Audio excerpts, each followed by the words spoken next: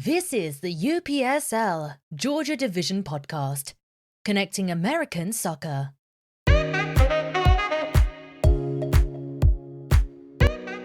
Hello everyone and welcome to the UPSL Georgia Division Podcast, Episode 3. This week we are finally back to preparing for action as the Georgia Division of the UPSL has been given the go-ahead to play a fall season, but there are big changes to the look and feel of the division in Georgia. New teams have been added, but others are out for the fall competition. Clubs out include division champions KSA Pro Profile and President's Cup winners Club Athletic. We do expect Club Athletic to return to the division in the spring of 2021, but on the surface this is a big blow to the idea of teams defending their titles. Other teams out include Atlanta Generals, who came within a whisker of winning the division last term, and FC Stone Mountain and KSA Pro U19. But there's good news about other teams in our division. Returning to play will be Yardaz FC, Seas Jamaica, and Forest Rovers FC. What's particularly exciting are the excellent teams joining the division for the fall season. This includes Cornerstone Top Pro, FC Matata, Jinga Atlanta, LSA Lamino, and Potros FC. This gives our division 8 teams all vying to master the regular season to make the playoffs in order to advance to the regionals and hopefully on to the national playoffs. In this episode, you'll meet managers from 2 of the new teams of the division. All this coming as teams in the first division continue to prepare for the season, which now is set for August 15th. So let's get right to the coverage as we inch ever closer to opening day. We met up with our featured managers at Rush Soccer Complex in Alpharetta, Georgia, just north of Atlanta. Both managers were assessing new players who were on trial to sign with their respective clubs. First, we pulled aside Potros FC gaffer Christopher Uranga to get an update on their club and their outlook on this first season for them in the UPSL. We got Potros, the first season in the UPSL. Let me first ask you, what was it that made you decide to be a part of the UPSL this year? So we have been playing in other leagues previously, and we wanted to try to bring as much professionalism into our team as possible. And we just felt that the UPSL was the best league at the moment for our level to try to help us to grow in that aspect. So in the previous leagues, we felt like we were implementing things, but the league didn't support us in growing in that way and trying to promote the professionalism and stuff like that. So the UPSL was a good step for us to try to get somewhere where the people around us will be helping us to promote that and to grow as a club. Right. And now we've had a little bit of a layoff too now, and you're coming from a rec league where you've been playing, and as far as I can tell, very successful there. What's it been like getting back to playing, especially at the competitive level you have today? So right now we're in the middle of our preseason. So like the team that's out here right now, a lot of them are on trial. So we are trying to figure out which players we want to bring into the league, bring into our roster to compete, because we want to try to compete at the highest that we can. And so right now we're just we're at the level where we have our team from last season, but we know we're moving into something that's going to be a little bit more demanding.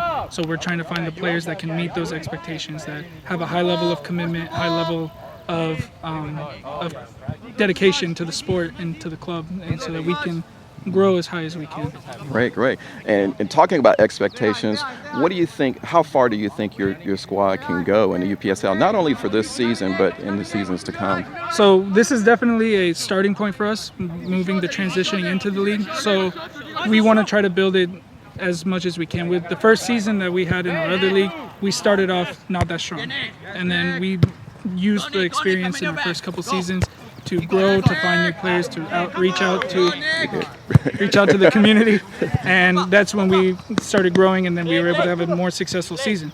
So we want to continue doing that, move forward.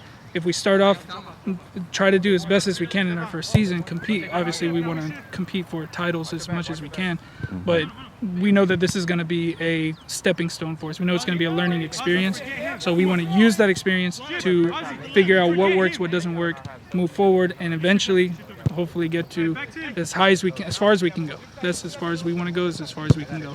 So as long as we have the support from the community and from the players that are involved, the members of the club, as long as we have that support, we're going to keep going as far as we can until until we can't go any further. Right. And one last question. You mentioned that you're trialing some players Yes. and looking for players to come in. What type of player are you looking for if you were to ask for somebody to join your squad? So what we ask of our players, the expectation is that you have a high level of commitment, that this is your priority, is our club. So if you join our club, you shouldn't be having other teams that you play for or other commitments that you're going to be missing games or practices for.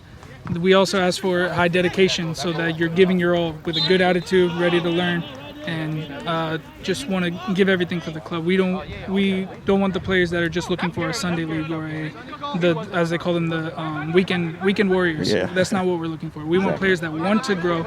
That's why the UPSL is a pro development league. So if we can develop players that want to go pro and we can give them that outlet, then that's what we want. Those are the type of players we want that have those aspirations. Well, excellent. Well, we at the UPSL looking forward to seeing you guys compete this year, and best of luck to you in all your competitive endeavors here. Thank you so much. Aranga possibly has more challenges preparing for the league as he does not yet have a settled playing squad, as he mentioned, though their first match will be delayed until the 29th of August instead of the opening day on the 15th, giving them a little more time to tie their club together to compete. They may face an uphill battle, however, with the more established teams in the division, but only time will tell us for sure.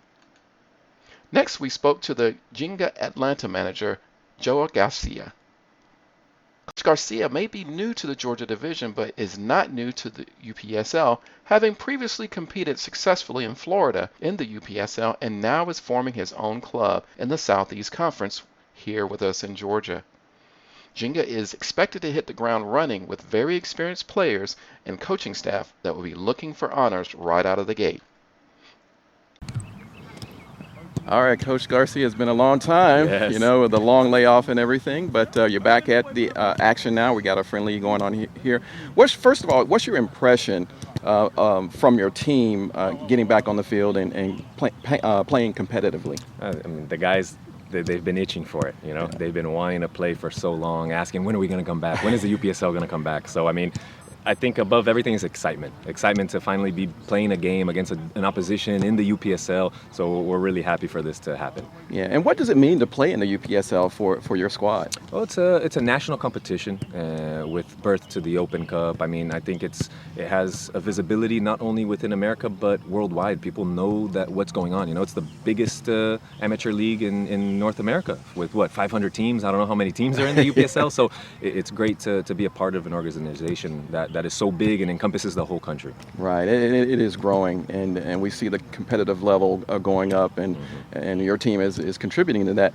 But what are some of the challenges that you are facing right now, trying to get things cranked back up for the season? I think the challenge we have found is being able to schedule games. Really, everyone is so they want to play, but they're not sure, or then all of a sudden everyone's already scheduled friendlies. So I think that's the toughest part, getting fields. Luckily, we were able to secure this field here at Rush because one of our coaches trains here, but I think that's been the biggest challenge, is finding somewhere to train and finding an opposition and getting the game together, Good deal. So what's your outlook on the season itself as you see the guys get back at it?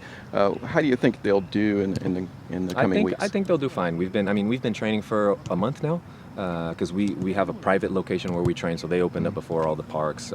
So I think the guys are in shape. They're ready to go. We have a lot of players since the USL2 closed, NPSL closed. We have a lot of kids that had clubs and now don't have a place to play, so they're coming here and playing with us for this summer. So I think we have a good outlook for the months to come.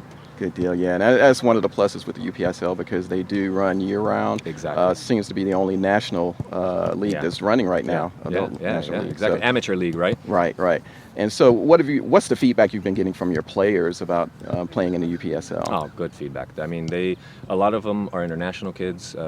All of them are college players. I think we have only 2 guys that are not college players on the team. So it's a way for them to keep in shape for their college season. And right now, college is so they don't know what's going to happen. Is the college season going to go on? So they're taking this as a real opportunity to maintain, keep their game fitness, and they all want to go to the next level. You know, they want to reach USL 1, USL Championship, NISA. So I think this is the perfect starting point for that. Right, and now you got your opponents, Potros here.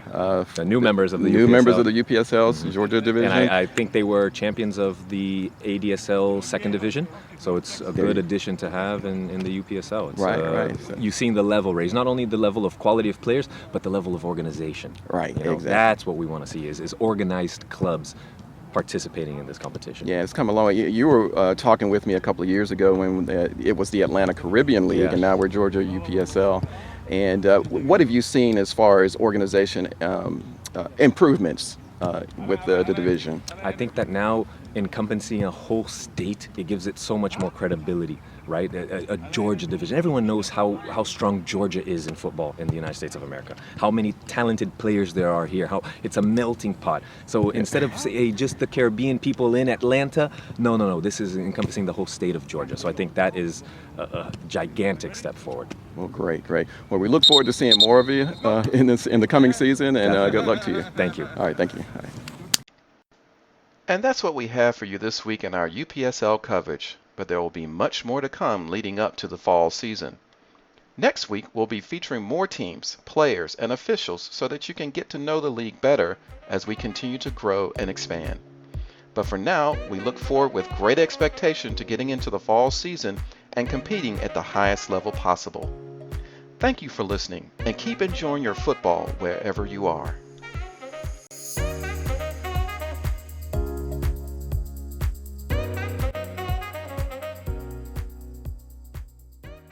Thank you for listening to the UPSL Georgia Division podcast, connecting American soccer.